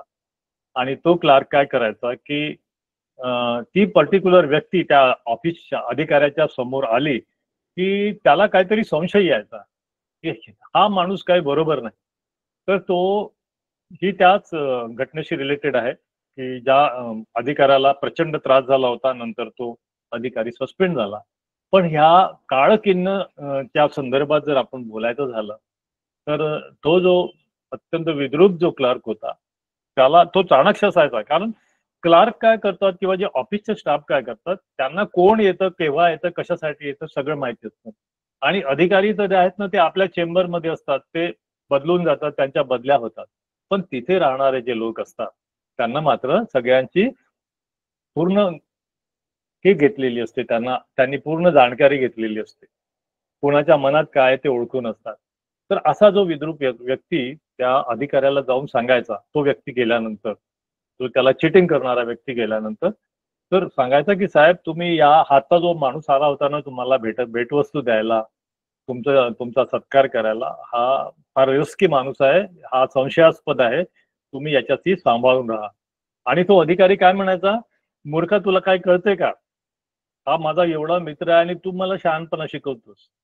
आणि हे असं एक दोनदा त्या क्लर्कनी त्याला सांगितलं आणि नंतर लक्षात आलं की त्या क्लर्कच्या सजेशनकडे किंवा वॉर्निंगकडे त्या अधिकाऱ्यांनी दुर्लक्ष केलं आणि कालांतराने तो जो येणारा व्यक्ती होता त्या ऑफिसचा, त्यांनी त्या सगळ्या व्हिडिओ रेकॉर्डिंगच्या आणि त्याचे सगळे कॉन्फिडेन्शियल माहिती घेऊन त्याचा दुरुपयोग केला आणि त्या अधिकाऱ्याला पूर्ण आयुष्यातून उठवून टाकलं. तर हा जो मेसेज जातोय समाजामध्ये, तर हेच सांगायचं आहे बुद्धांना की तुम्ही केवळ त्यांच्या नावाकडे किंवा त्यांच्या दिसण्याकडे जाऊ न देता, दिसण्याकडे न बघता त्यांच्या क्वालिटीकडे बघा, हे बुद्ध या गाथेतून सांगत आहेत. आणि पुढे बुद्ध अजून त्या ठिकाणी जेव्हा मगाशी जी गाथा म्हटली त्यावेळेस सांगतात की मित्र कसा असावा, तर त्या मित्राच्या क्वालिटीज बुद्ध स्पष्ट करत आहे. तर मित्र असावा की उपकारो मेतो सुहृदो वेदितव्यो, सहृदय असला पाहिजे आणि तो उपकार करणारा असला पाहिजे. नंतर म्हणतात बुद्ध की समान सुख दुःखो मितो सुहृदो वेदितव्यो, म्हणजे जो तुमच्या दुःखात आणि सुखात त्याच एकाच मानसिकतेने की याला आपण मदत केली पाहिजे, म्हणजे केवळ सुखातच त्याचा साथ न देता दुःखात सुद्धा साथ दिली पाहिजे, अशा पद्धतीचा सहृदय व्यक्ती हा सुहृद मित्र असतो, असं बुद्ध सांगतायत. अथक्खाई मित्तो सुहद्दो वेदितव्यो. अथक्खाई म्हणजे एखादी गोष्ट समजली नाही तर तो त्याला वॉर्निंग करतो, सावध करतो की मित्रा बघ हे असं असं तुझ्याशी घडू शकतं. अथक्खाई त्याला त्याचा अर्थ समजून देतो. ही घटना जो तू जे घेतो आहेस अशा पद्धतीची घटना, याचा अर्थ असा घेऊ नकोस, ही अशी अशी पण घटना तुझ्यासाठी धोका पण उत्पन्न होऊ शकतो. नंतर अनुकंपको मित्तो, तो तुमच्यावरती अनुकंपा करतो, तुमच्यावरती एक प्रकारची दया करतो ज्यावेळेस तुम्ही संकटात असता, असा तो सुहृदो वेदितव्यो. नंतर गुह्यमस्स आचिक्कते, एखादी कॉन्फिडेन्शियल गोष्ट असेल आपल्या मित्राची, तो ती ती स्पष्ट करून सांगतो. पण गुह्यमस्स परिगुहती, जी गोष्ट इतरांना नाही सांगायला पाहिजे किंवा ती डिस्क्लोज नाही करायला पाहिजे, तर त्या गोष्टी तो परिगुहती, त्या एकदम जतन करून लपवून ठेवतो. नंतर आपदासू न विजहती, आपत्तीमध्ये तो तुमच्या सोबत साथ दिलेला असतो. विजहती म्हणजे तुम्हाला सोडून जात नाही. जीवितम तिस्सम अथाय परिच्यत्तम होती, म्हणजे तुमच्या जीविताच्या रक्षणासाठी पण तो नेहमी त्या अर्थाने तुमच्या सोबत असतो. पापा निवारती, तुम्ही जर काहीतरी पाप करणार असाल किंवा तुमच्या हातून पाप घडलं असेल तर त्याचं सुद्धा तो निवारण करत असतो. कल्याणे निवेशित, तुमचं कल्याण नेहमी साधण्याचा तो प्रयत्न करत असतो. असुत्तम सावेती, म्हणजे जे काही ऐकलेलं नाही आहे माझ्या मित्राने पण ते त्याला ऐकणं जरुरी आहे, त्याच्याबद्दल काही होत असेल ते सुद्धा ते ऐकून त्याचं वॉर्निंग देणं किंवा त्याला अलर्ट करणं हे सुद्धा मित्र करत असतो. अभ्यवयनस्स न नंदती, ज्या ठिकाणी राहायला नाही पाहिजे, एखादी धोकादायक स्थिती आहे किंवा धोकादायक राहण्याचं ठिकाण आहे, त्या ठिकाणी तो मित्राला राहू देत नाही. अनभवेनच नंदती, जे योग्य ठिकाण आहे राहण्याचं त्या ठिकाणी तो निश्चितपणे आपल्या मित्राला प्रोत्साहित करत असतो. अवर्ण भणमांग निवारेती, अवर्ण म्हणजे बदनामी होत असेल, वर्ण म्हणजे प्रशंसा, अवर्ण म्हणजे बदनामी. तर एखाद्याचं म्हणजे मित्राची बदनामी होत असेल तर त्याचं तो निवारण करतो, त्याचं स्पष्टीकरण देतो लोकांना, असा तो मित्र. आणि वर्ण बनमांग पसंसती, एखादी चांगली गोष्ट आपल्या मित्राबद्दल असेल तर ती गोष्ट भनमानंग पसंसती, अशा चांगल्या गोष्टींची तो इतरांमध्ये प्रशंसा करतो. असं बुद्धांनी त्या गाथेच्या अनुषंगाने सांगितलंय की ह्या मित्राच्या क्वालिटीज आहेत, ह्या मित्राच्या ह्या क्वालिटीज आहेत, हा तुम्ही बघितला पाहिजे. तो कसा दिसतो किंवा त्याचं नाव काय आहे किंवा तो किती गरीब आहे किंवा तो किती श्रीमंत आहे, याला तुम्ही महत्व देऊ नका. आणि अशा पद्धतीने बुद्ध त्या ठिकाणी मार्गदर्शन करतात. हे जे क्वालिटीज आहेत, मित्र कसा असावा किंवा त्याच्या क्वालिटीज, हे आपल्याला शिगाल सूत्रामध्ये आपल्याला दिग्गनिकायमध्ये बघायला मिळतात. सूत्र खूप मोठं आहे, फक्त आपण तेवढाच भाग या ठिकाणी मी आपल्याला शेअर करू इच्छितो. नंतर आता ही दुसरी कथा, पहिल्या कथेबद्दल तर आपण चर्चा केलीच आहे. दुसरी जी कथा आहे अकथय्यू जातक. तर ह्या श्रेष्ठीच्या त्याच्या अकृतज्ञतेचे जो फळ आहे ते त्याला मिळालेलं असतं. या पच्चीपन्न म्हणजे या प्रेझेंट टेन्स मध्ये सुद्धा आणि पूर्वी सुद्धा त्याच प्रकारे त्याचे अकृतज्ञतेचे वाईट वागण्याचे फळ त्याला मिळते. आणि या ठिकाणचा जो सद्गुण हायलाइट झालेला आहे की कृतज्ञता, तर ही कृतज्ञता हे आपल्या धम्म जीवनाचे अविभाज्य अंग आहे. हे बुद्धांनी खूप ठिकाणी सांगितलेलं आहे आपल्याला, खूप ठिकाणी खूप सूत्रांमध्ये सांगितलं आहे की तुम्ही कृतज्ञ राहणं किती आवश्यक आहे. कारण कृतज्ञ नसाल तर तुमच्यात आणि तुमचं जनावराची तुलना नाही होत. एक वेळ जनावर सुद्धा, प्राणी सुद्धा कृतज्ञ राहतात. पण तुम्ही एखाद्या गोष्टीमध्ये जर कृतज्ञ नसाल तर तुम्ही अत्यंत हीन दर्जाची व्यक्ती आहेत असं बुद्ध सांगतात. तुमची दुर्गती निश्चित आहे हे बुद्ध सांगतात. तर केवळ कृतज्ञता म्हणजे एखाद्या गोष्टीला आपण केवळ थँक्यू म्हणतो, अरे वा तुम्ही माझ्यासाठी इतकं केलं थँक्यू, ते झाली फक्त तोंडाच्या जिभेच्या शेंड्यावरची गोष्ट असते की बाबा तू माझ्यासाठी केलंस, पण ठीक आहे, मनातल्या मनात म्हणतो की केलंस काय, तो माझा हक्कच होता. मी आता तेवढा कॅपेबल आहे, पण आता तू आहेस म्हणतोस तर तोंडावरून आपल्याला म्हणावं लागते का हो थँक्यू. पण बुद्धांना ती अपेक्षा नाही आहे. बुद्धांना अपेक्षा आहे कथय्यू ती त्याची ऍक्च्युली कतपय्यता, म्हणजे ते केलेल्या कामाची कृतज्ञता सुद्धा तुमच्या याच्यातून कतवेदीनो ती व्यक्त झाली पाहिजे. केवळ वरवरची कृतज्ञता म्हणजे तुम्ही उलट त्याच्यामध्ये खोटं बोलत आहे, तुम्ही स्वार्थी आहात. तर अशा पद्धतीने बुद्धांनी कृतज्ञतेला अत्यंत महत्व दिलेलं आहे. तर एक आपण अकृतज्ञ व्यक्तीचं एक क्वालिटी जर बघितल्या तर तुम्हाला कृतज्ञता बिलकुल निश्चितपणे लक्षात येईल. तर अकृतज्ञ लोक असतात की अहंकारी असतात, की जे मिळालेलं आहे ते तर मिळवून घेतातच, पण त्यांना अहंकार हा असतो की ते मी डिझर्व करतोय, हे मला मिळणारच होतं, तुम्ही फक्त नामधारी आहात, ठीक आहे मिळालं तर मिळालं. स्वार्थी असतात ते आणि मायावी असतात.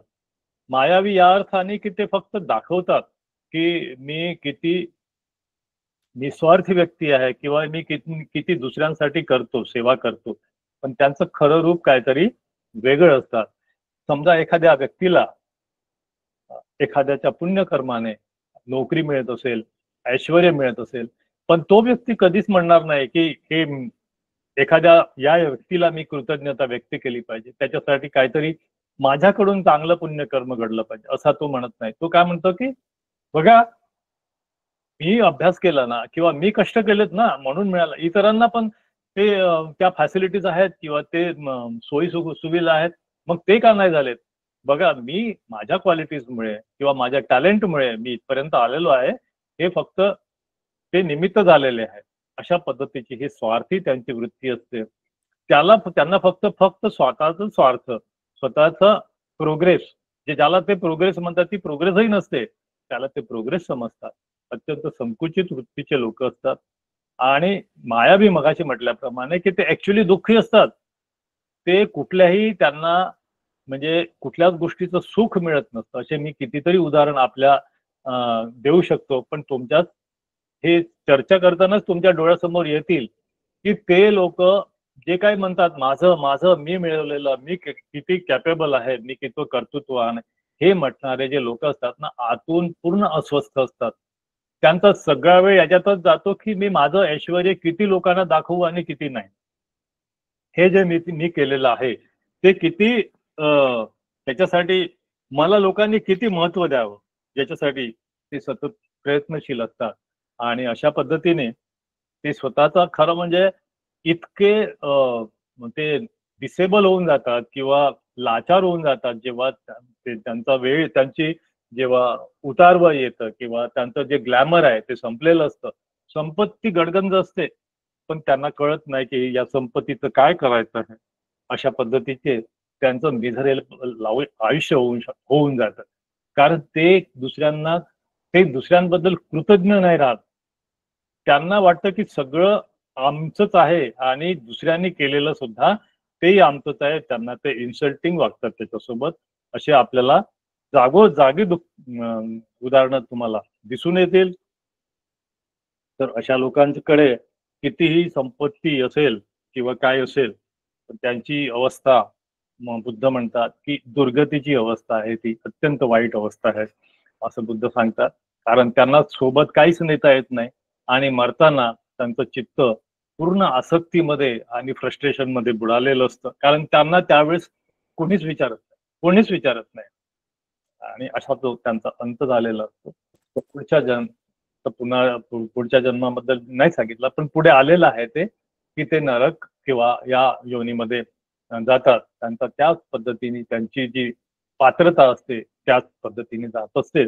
तर आपण ते न घेता की या जन्मातच त्यांची ही अवस्था अशी जगण्याची आपण सगळं आपण सर्वत्र बघत असतो. आणि या उलट जो कृतज्ञ व्यक्ती असतो तर त्याच्या क्वालिटीज बघा, तर त्याला त्याच्या ज्या क्वालिटीज आहेत ना त्या आपोआप कनेक्ट होतात. कतवेदीनो त्या त्याच्यामधून व्यक्त होत असतात. त्याच्यामध्ये त्या व्यक्ती जो कृतज्ञ असतो, बुद्धाबद्दल कृतज्ञ, त्याच्या मनात श्रद्धा निर्माण होते, वीर्य निर्माण होतं, सती निर्माण होते, पय्या निर्माण होते, खंती निर्माण होते. हे काय आहेत? सगळे तुमच्या पारमिता आहेत. सती, श्रद्धा, वीर्य, सती, समाधी, पय्या हे बल आहेत, नाही का? तर तुमची जेव्हा श्रद्धा निर्माण होते आधीपेक्षा जास्त, अरे या व्यक्तीने मला धम्म दिलेला आहे, किती कष्टाने हा धम्म 2500 वर्षापासून पूर्वी ज्या ज्या व्यक्तीने इतके कष्ट केले तो इथपर्यंत येतपर्यंत किती हजारो लाखो करोडो लोकांनी पंथांनी तो धम्म जतन करून माझ्यापर्यंत आला आणि त्याचा उपयोग मी घेतोय.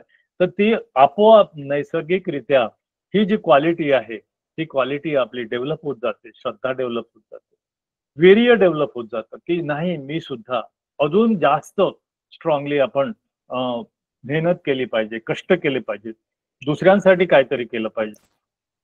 माइंडफुल राहतो आपण, सतीमध्ये असतो की नाही हे घडलेलं आहे, या व्यक्तीने दिलेलं आहे, या व्यक्तीने मला नोकरी दिलेली आहे, या व्यक्तीने मला शिकवलेलं आहे, मला चांगले दिवस आणलेले आहे.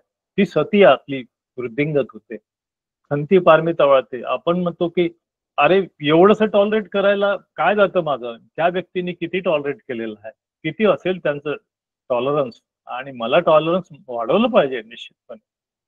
हे सगळे पॉवर्स आहेत, बल आहेत.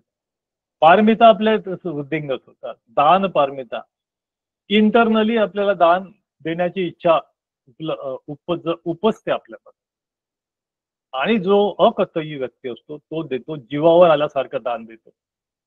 पण कतय्यूच्या व्यक्तीचं दान हे तसं नाईलाजाने दिलेलं दान नसतं, ते मनातून आलेलं दान असतं.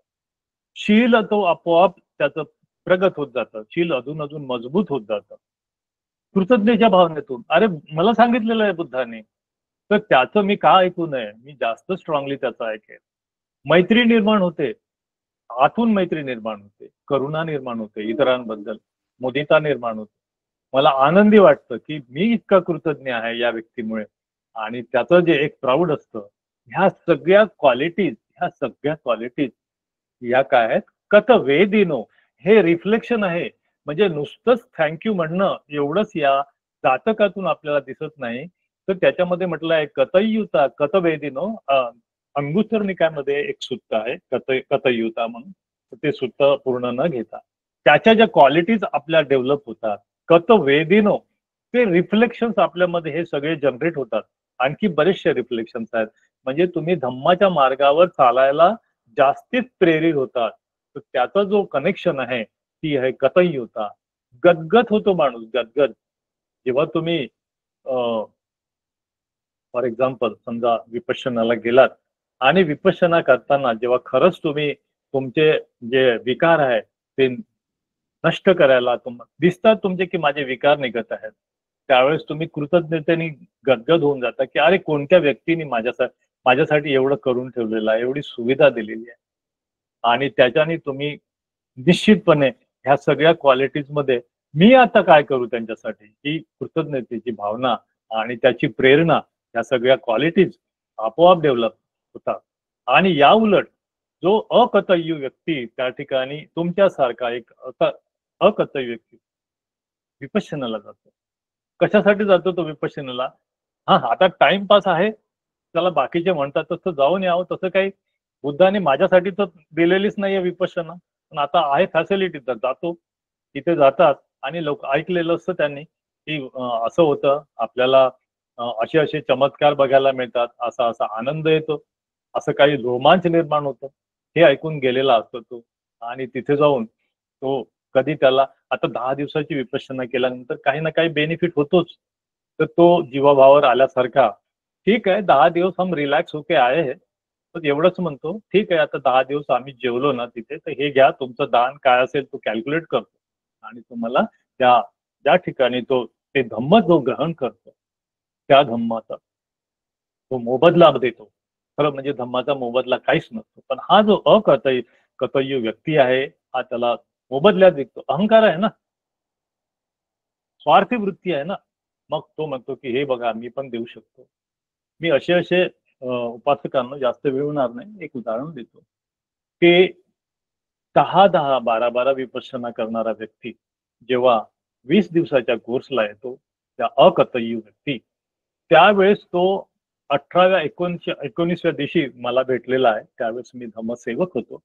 मी प्रॅक्टिकल एक्झाम्पल यासाठी सांगतो की आजच्या काळात कथयुता कशी काम करते आहे किंवा कसा उपयोग होतो त्याचं उदाहरण देतोय. तर तो व्यक्ती धम्मसेवकाच्या रूम मध्ये, म्हणजे माझ्या 18व्या 19व्या दिवशी 2 दिवसांनी शिबिर संपलेलं असतं, तर तो माझ्याजवळ येऊन इतका कासावीस झालेला असतो, इतका दुःखी झालेला असतो. तुम्ही म्हटलं काय झालं, म्हणजे आता आपल्याला बोलायची किंवा गाईड करायची परवानगी नसते, पण त्याला आल्यावरती तर त्याला समजावंच लागेल. अत्यंत श्रीमंत मनुष्य, इतका गोरा गोमटा आणि हँडसम हेल्दी माणूस, तो माझ्या समोर येऊन रडायला लागला आणि म्हणाला की मला ते म्हणजे हेच म्हणायचे, गुरुजी, गुरुजी तो नव्हतो, आम्ही सहायक होतो, कि मैं 18 दिन हो गए, मुझे एक भी दिन कोई लाइट नहीं दिखा, कोई पुलक रोमांच नहीं आया, मैं बीमार पड़ गया, मेरे को सर्दी हो गई, मेरे को बुखार था 103, लेकिन मेरे को कोई सेंसेशन नहीं आए, मैं क्या करूं. आणि ही वॉज क्राईंग लिटरली. तो माणूस रडत होता माझ्यासमोर. संध्याकाळची वेळ होती, संध्याकाळच्या मेडिटेशन सत्राच्या आधीची गोष्ट. काय समजवायचं या माणसाला. मैंने तो इतना दान दिया था, सांगत होता माझ्याकडे तर इतकी इस्टेट आहे, माझे दोन्ही मुलं फॉरेनला आहेत. दया येते साहेब अशा लोकांची, अकर्तव्य. तो म्हणाला की ये तो टेक्निक है ना. मग मला सांगत होता ये तो टेक्निक है ना, बुद्ध को, तुमको बुद्ध से क्या लेना देना है. मैंने यहाँ पे आया तो मैंने टेक्निक सीख लिया. क्या टेक्निक सीखा कि नहीं, ये ऐसा ऐसा श्वास पे देखने का, और जब श्वास देखेंगे तो बाद में मेरे पूरे शरीर पे पुलक रोमांच आता है, मेरे को भगवान का दर्शन होना, बस मेरे लिए पुलक रोमांच हो गया, बात खत्म हो गई. और मैं 18 दिन हो गए, ना पुलक रोमांच आया, ना मेरे को कोई लाइट दिखा. आपको दिखा क्या. मैं बोला हाँ मेरे को तो रोज ही दिखता है. तो वो जास्त रडायला लागला. बोले देख आप कितने खुशनिस्पत हो, ऊपर वाला आपके ऊपर मेहरबान है. ती किती दया आहे त्या लोकांची, हाऊ मिझरेबल दे आर. आणि त्यांना जराही कृतज्ञता नाही, जराही कृतज्ञता. असे लोक म्हणतात अरे तुम्ही काय धम्म जाणला का. अजिबात धम्म जाणलेला नाही नसतो या अकथय्य लोकांनी. तर अशी एक घटना मी माझ्या ती सांगितलेली आहे आयुष्यातली. आणि ह्या घटना आपल्याला आयुष्यात, आपल्या सगळ्यांच्या आयुष्यामध्ये दिसत असतात. त्यामुळे कथयुता ही जी घटना, ही जी क्वालिटी आहे, ही आपण प्रत्येकाने आपल्या आयुष्यामध्ये जास्तीत जास्त वृद्धिंगत करावी.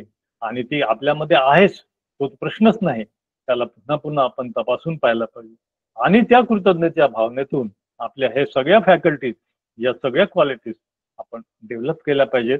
हे मी या ठिकाणी सांगू इच्छितो, आपल्याला हा मेसेज देऊ इच्छितो. या ठिकाणी आपल्या दोन्ही गाथा अट्टकथा संपलेल्या आहेत. तर शेवटी मी कन्क्लूड करतो. कारवोच निवस्तोच संतुष्टीच कथयुता कालेन धम्म सवर्ण एतन मंगलन.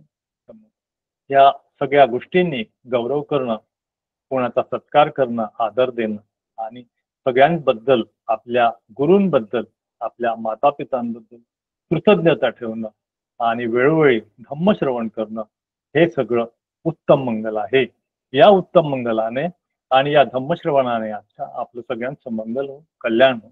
भवतु शब्द मंगल. साधू साधू साधू. धन्यवाद सर. आपण खूपच सुंदर रीतीने या दोन्ही जातक अट्टकथेवर प्रकाश टाकलेला आहे.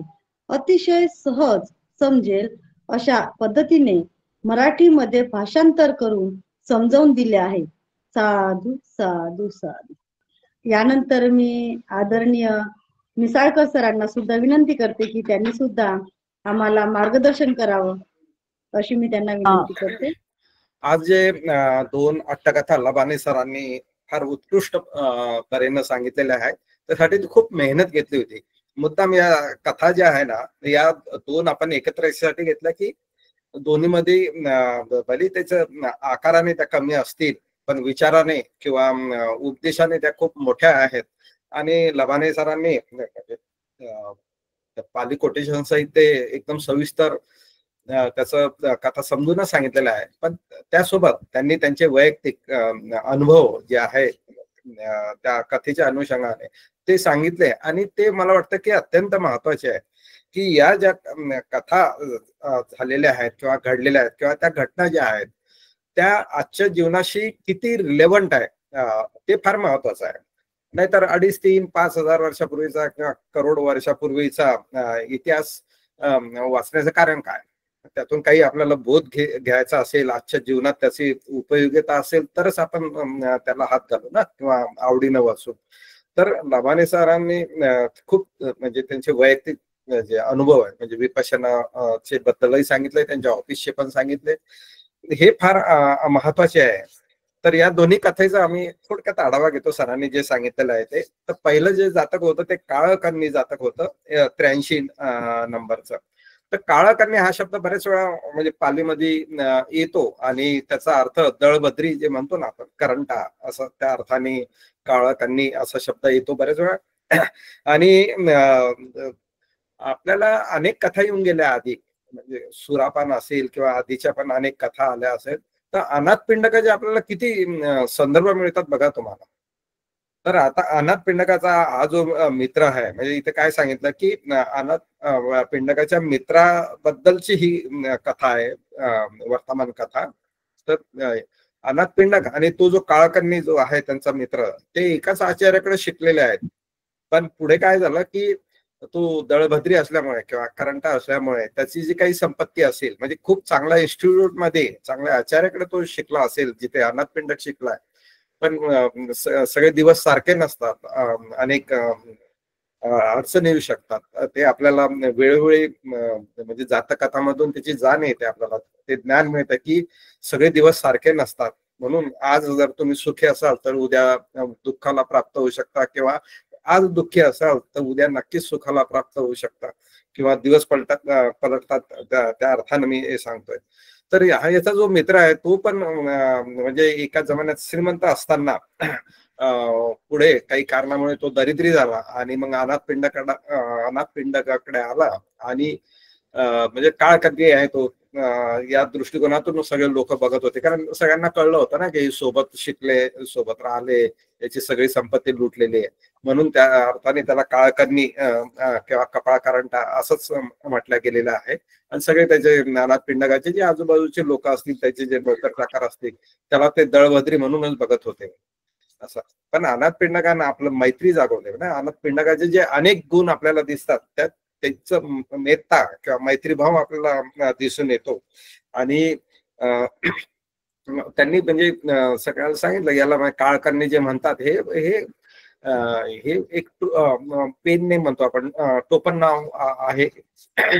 हे फक्त व्यवहारात आपण एखाद्याचं आहे ना, आपल्याला याच्यात खूप नावाबद्दलही आहे ना, एकाने खूप चांगला पेपरही वाचला होता त्यात की अनेक नावं कशी असतात. म्हणजे मोगलीपुत्त तिस्स आहे ना, मोगलीपुत्त तिस्स असं नाव आहे, किंवा आईच्या नावावरून सारीपुत्त आहे ना, आईच्या नावावरून मुलाचे नाव असतात. किंवा आताही आपण बघतो की फळं आहेत, फळावरून, पक्षावरून, म्हणजे कावळे, बगळे, दुबळे किंवा शारीरिक याच्यावरून नावं आडनावं असतात.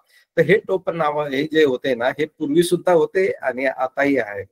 तर अनाथपिंडक म्हणतो की हे फक्त व्यवहारात म्हणजे एक टोपण नाव म्हणून तो प्रसिद्ध असतो किंवा खूप प्रसिद्ध असतो. तर जेव्हा अनाथपिंडक बाहेर गावाला गेला तेव्हा याच्यावर जबाबदारी दिली होती. आणि त्यावेळेस सगळे चोर, दरोडेखोर म्हणजे किती म्हणजे त्यांच्या घरावर दरोडा टाकायला आले होते. पण हा जो काळकन्नी आहे याने रात्रभर त्याला जबाबदारी दिली, माझ्या मित्राने माझ्यावर घर सोपवलेलं आहे आणि त्यासाठी त्यांना जी जबाबदारी दिली त्या खाल्ल्या मिठाला जागलं जे असं म्हणतो त्या, किंवा आपला मैत्री त्याने मैत्रीभाव कायम ठेवून रात्रभर झोपला नाही तो काळकन्नी की चोर येतील म्हणून. आणि चोर खरंच म्हणजे चोरांना म्हणजे हे जे चोर दरोडेखोर आहे ना, यांचे अनेक प्रसंग म्हणजे अनाथपिंडकाच्या बाबतीत तर बरेच आले, पण आपण धम्मपद अट्टकथामध्ये पण बघितलं की सृष्टीला कसे लुटायचे ते आपल्याला दिसून येत आहे. आणि इथे अनाथपिंडकाचं घर लुटायला ते आले होते. पण जेव्हा याला लक्षात आलं की काहीतरी चोर आले, तर हा जोरजोराने ओरडायला लागला. घरात खूप नोकर चाकर आहे, अरे हे आणा ते आणा, हत्यारा असं ओरडायला लागला आणि मग त्या चोर दरोडेखोरांच्या लक्षात आलं की अरे हे लोक घरात तर खूप लोक आहेत आणि सगळे जागे आहेत, आणि मग ते पळून जातात तिथे सगळे आपले हत्यारं टाकून. आणि अशा प्रकारे या मित्राने आपल्या मैत्री जागवली आणि अनाथ पिंडकाचं जे संपत्तीचं संरक्षण केलं. तर एखादा साधा माणूस असतो, त्याचे दिवस पलटले किंवा त्याचं शिक्षण कमी असेल, दिसायला व्यवस्थित नसेल किंवा अनेक काही कारणामुळे तो एकदम साधा वाटतो तुम्हाला असं, पण तो कोणत्या वेळेस कामा येईल आणि किती महत्वाचं काम करेल सांगता येत नाही. मी बघितलेले असे लोक, म्हणजे काही लोक एकदम सुस्त असतात किंवा शांत असतात किंवा असं निरुपयोगी वाटतात असे काही लोक समाजात. पण जेव्हा ऍक्सिडेंट असतो, काही अपघात होतो, तेव्हा ते धावत पळत जातात. किंवा कोणाचा मृत्यू झाला, दवाखान्यात काही जायचं असेल तर त्यासाठी आहे ना, बाकी लोक तर म्हणजे जे पुढे पुढे असतात ते मागे होतात, पण असे काही लोक जे आहेत ते खूप पुढे येतात आणि मदतीचा हात करतात, कशाचीही अपेक्षा न करता. मुंबईला म्हणजे 2005 मध्ये जेव्हा खूप म्हणजे सगळं मुंबई जलमय झाले होतं, सगळे लाईट गेले होते, सगळ्या बसेस ट्रेन बंद होत्या, त्यावेळेस जे ऑफिस मधले जे सगळे कर्मचारी, महिला, स्त्री, पुरुष जे काय असतील, ते सगळे रस्त्याने जात होते आणि रस्त्यावर म्हणजे कमर इतकं पाणी होतं, त्यात कित्येक लोक मेले पण सुद्धा. तर ते पाणी कित्येक तरुण किंवा सगळे समाजातले, सगळ्या धर्माचे लोक रस्त्यावर उतरले होते, जे इतर वेळेस म्हणजे असं टपोरी वाटतात किंवा आपल्याला नकोशे वाटतात ते, पण त्यांनी खूप मदत केलेली मी स्वतः बघितलेली आहे.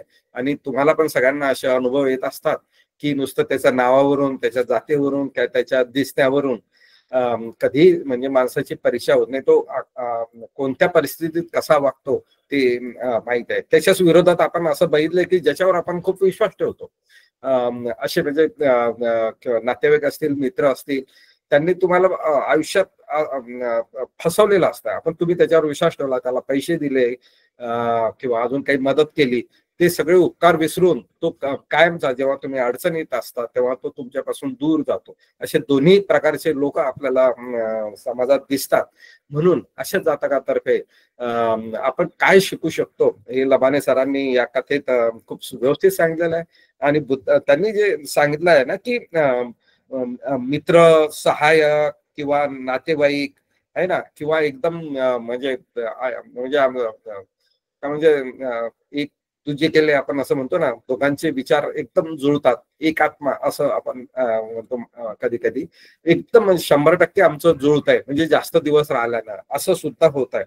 तर खूप सुंदर व्याख्या केलेली आहे पाली भाषेत आपल्या या जातकामध्ये. ती पुन्हा एकदा तुम्ही बघा, जेव्हा तुम्ही युट्यूबवर हा व्हिडिओ येईल ना, तर तुम्ही पुन्हा बघा. आणि लबाने सरांनी प्रत्येक शब्दाचा अर्थ सांगितलेला आहे. तर मित्र कोण, सहाय्यक कोण, नातेवाईक कोण, म्हणजे मैत्रीच्या यानं सांगितलंय. आणि एकदम म्हणजे एकरूप होणं हे कसं आहे, तर या स्टेजेस आहे एकत्र सहवास केल्यामुळे. आणि तुमचं म्युच्युअल ट्युनिंग झाल्यावर तुम्ही कसे म्हणजे सोबत राहू शकता, आयुष्यभरचा प्रवास करू शकता. तर असं एक खूप सुंदर जातक होतं आणि लबाने सरांनी त्याच सविस्तर माहिती दिली, त्याचं त्यांनी एक्सप्लेनेशन केलेलं आहे उदाहरणार्थ. तर असं हे एक काळकन्नी जातक होतं. आणि मग बुद्धाने अतीत कथाही सांगितली, ती सारखीच होती. इथे अनाथ पिंडक आणि त्याचा मित्र आहे, आणि जी अतीत कथा आहे, पूर्वजन्मीची जी कथा आहे, अशीच घटना घडलेली आहे. त्यावेळेस जो श्रेष्ठी होता, त्याच्या वेळेसही अशीच घटना घडली होती. तो श्रेष्ठी बोधिसत्व होते, आणि त्यांचा जो काळकन्नी टाईपचा जो मित्र होता तो आनंद थेर होते. तर या दोघांची जोडी आपण बघतो की आनंद थेर श्रेष्ठ म्हणजे बोधिसत्व किंवा बुद्ध, हे यांचे आयुष्यभर अनेक जन्म कसे म्हणजे ते सोबत सोबत राहिलेले आहे, वेगवेगळ्या भूमिकांमध्ये, वेगवेगळ्या रूपामध्ये, म्हणजे पक्षी असतील किंवा देवलोकात असतील किंवा मनुष्य लोकात असतील, तर वेगवेगळ्या भूमिका भूमिकेत त्यांनी प्रवास केलेला आहे, आपल्याला जातकातर्फे दिसतंय असं.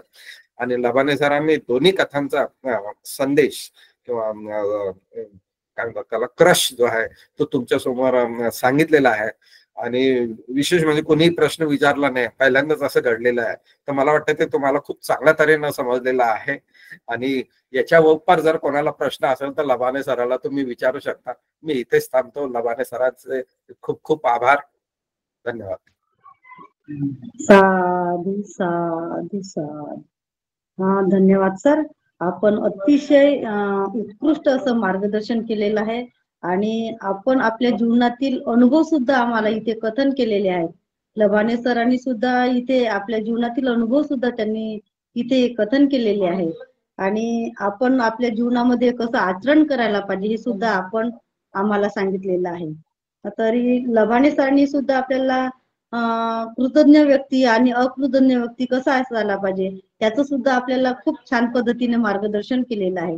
आपण आम्हाला असेच नेहमी मार्गदर्शन करावे हीच आपल्याला सदिच्छा व्यक्त करते आणि धन्यवाद देते धम्मसाकरच्या समूहाचे व पीपीटी टीमचे, ज्यांच्या अथक परिश्रमाने व सहकार्यामुळेच हा कार्यक्रम आपण यशस्वीरित्या पार पाडू शकतो.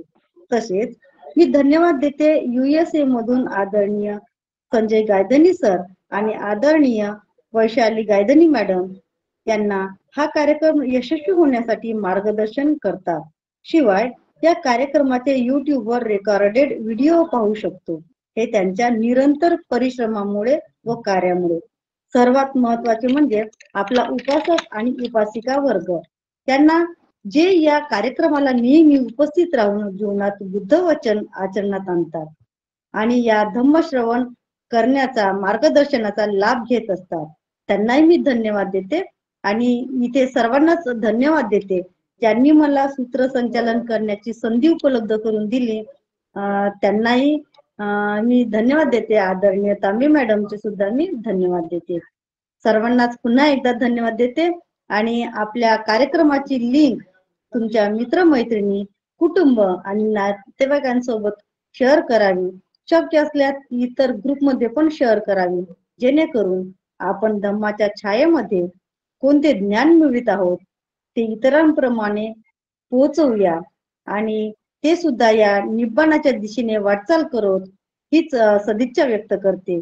सर्वांचे जीवन सुखी हो, सर्वांचे मंगल हो, सर्वांचे कल्याण हो, सर्वांना हिताचा सुखाचा मार्ग लाभो, या पुण्य कार्यात वसुंधरा साक्षी राहो हीच सदिच्छा व्यक्त करते.